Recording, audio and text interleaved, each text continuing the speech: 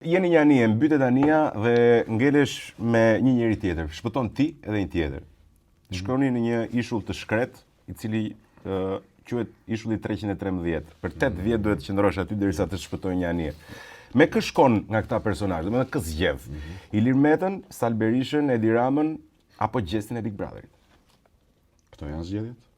4 zgjedhje ke. Vetëm 4. Ha, Po çfarë do bëj? Në Gjestin çfarë? di që do ta. Po çfarë do bëj? Po pse apo është fitus? Do fitoj. Po pse një nga ata 3? Po larg qoftë.